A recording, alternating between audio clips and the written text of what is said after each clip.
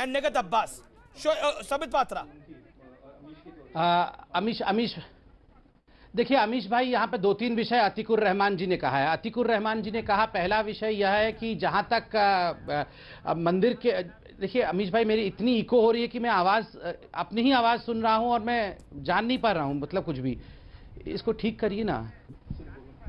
जी जी, line में problem है, मैं टेक्निकल प्रॉब्लम है, मैं आपके पास दोबारा आता हूं, उसको कनेक्ट करता हूं। शोएब जमई, नुसरत जहां का दुर्गा पूजा में भाग लेना, वहां पे भजन कीर्तन करना वो गलत है, लेकिन दुर्गा पंडाल में अजान पढ़ना बिल्कुल सही है। सही कह रहा हूं मैं? यही है आपकी लाइन? नहीं, कोई जरूरी नहीं कि जो आपकी लाइन हो वो मेरी लाइन। मैं आपसे सवाल पूछ रहा हूं। हाँ बिल्कुल, नहीं आपने जो पूछा उसका मैं जवाब दे रहा हूँ। देखिए अमीश जी, मैं ये जानता हूँ कि हिंदुस्तान के मुसलमानों को कोई इस बात से फ़र्क नहीं पड़ता कि कौन सिंदूर लगाता है, कौन साड़ी पहनता है, कौन पूजा कर रहा है, कौन मस्जिद जा रहा है। तो फतवे काहे दिए जा रहे हैं? सुनिए, नहीं फ़र्क पड़ता है। और जो इस तरह के जो मौलवी, पता नहीं उनका किसी को उससे सर मेरे सवाल का जवाब दीजिए, मेरे सवाल का जवाब दीजिए। दारुल उलूम देवबंद से कोई लेना देना है? मेरे सवाल का जवाब आप दीजिए। मेरा सवाल बड़ा तार्किक है। दुर्गा पंडाल में अजान बजाने से वो पंडाल सेकुलर हो जाता है?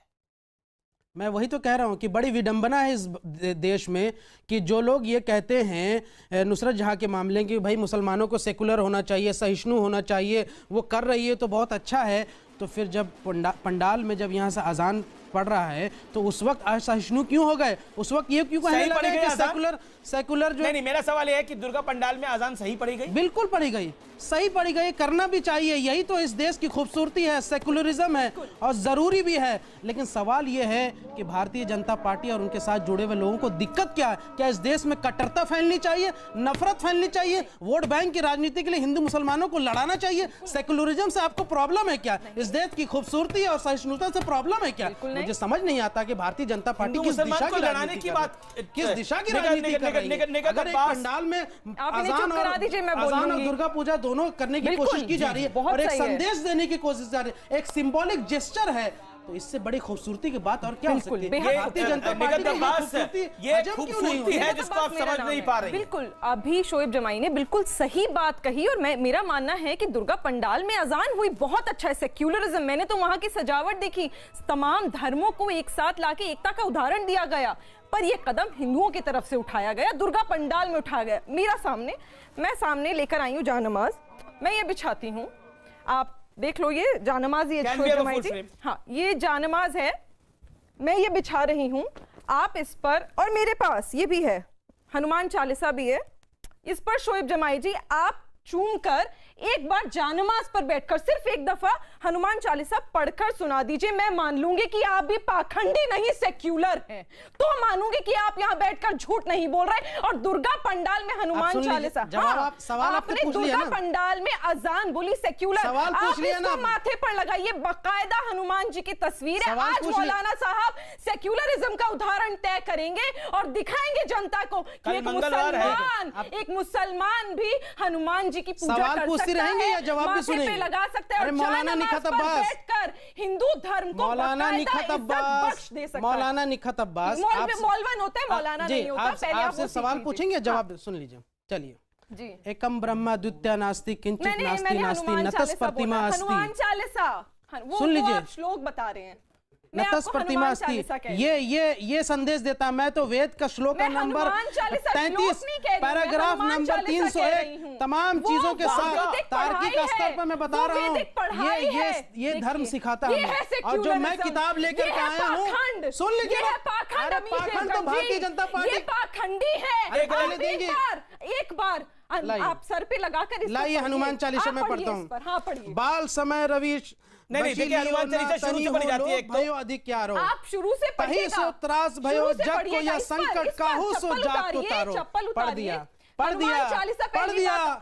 अब आप इस्लाम की बात नहीं, अब मेरा चैलेंज है, स्वीकार कीजिए नहीं स्वीकार कीजिए। इस बात का जवाब है, आज अरबी में आपने हनुमान आपने चालीसा बहुत पढ़ी है ना? आपने बहुत मौलवी की ना, नहीं, ये अरबी में लिखा हुआ है, एक मुझे शब्द नहीं पढ़ आती, के मुझे दिखाइए। उर्दू अरबी नहीं ये आती। ये अरबी में लिखा हुआ है, मुझे एक उर्दू शब्द पढ़ अरबी के नहीं दिखाइए। आती। ला इलाहा इल्लल्लाह मुहम्मदुर रसूलुल्लाह सुनिए, जानते हैं अमीर जी, खलीफतु बिला फज्र। अच्छा सुन लीजिए, अल्हम्दुलिल्लाह रब्बिल आलमीन अर्रहमानिर रहीम मालिक यौमिद्दीन इय्याका नअबुदु व इय्याका नस्तईन इहदिना सिरातल मुस्तकीम सिरातल लज़ीना अनअमता अलैहिम गैरिल मग़ज़ूबि अलैहिम वलज़्ज़ालिन। बोलिए, ये है मुसलमान। वुज़ू में कितने फर्ज हैं? और ये वुज़ू में कितने फर्ज हैं? जय गणेश देवा माता जाकी पार्वती पिता महादेव। वुज़ू में कितने फर्ज जय हैं? गणेश वुज़ू जय में गणेश कितने फर्ज जय हैं? गणेश देवा माता जाकी वुज़ू में कितने पार्वती फर्ज पिता हैं? महादेव। आप मुझे सिर्फ ये बता दीजिए कि वुज़ू में कितने फर्ज हैं और गुस्ल में कितने फर्ज हैं? एक दंत दयावंत चार भुजाधारी।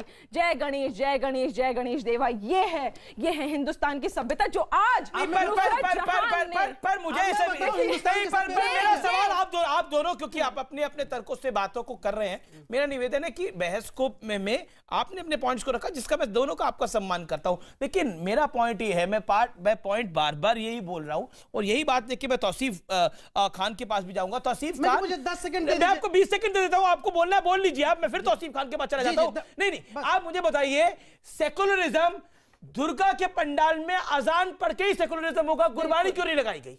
सवाल मेरे से जवाब दीजिए। अल्पसंख्यक तो सिख भी है इस देश के अंदर, बिल्कुल है। आप फिर काहे नहीं लगाई गई? नहीं, क्या अजान लगाना सेकुलरिज्म की पहचान है? बिल्कुल है।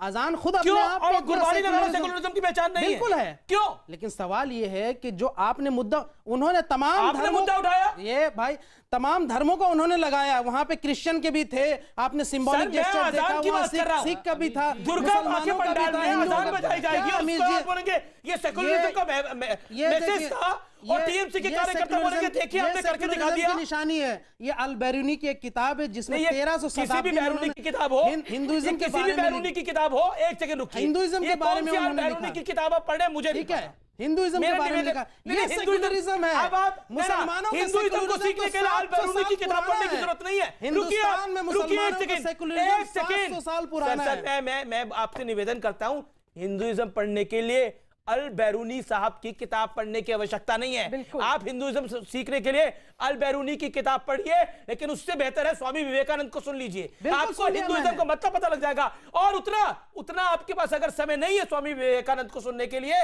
तो महात्मा गांधी का भजन सुन लीजिए। हिंदुइज्म कट्टरता महात्मा गांधी का भजन सुन लीजिए। हिंदुइज्म नहीं तो भारत का संविधान देख लीजिए, मैं समझता हूं कि हिंदुइज्म कट्टरता नहीं सिखाती है, पता लग जाएगा। सुन लीजिए, आप लोग बैरूनी को पढ़ रहे हैं, हिंदुइज्म सीखने के लिए तकलीफ इसीलिए आपको हिंदुइज्म के बारे में पता लगा, देश के बारे में पता लगा। और ये देश 1947 में आजाद नहीं हुआ, देश 1947 में पैदा नहीं हुआ, उससे पहले का पैदा हुआ।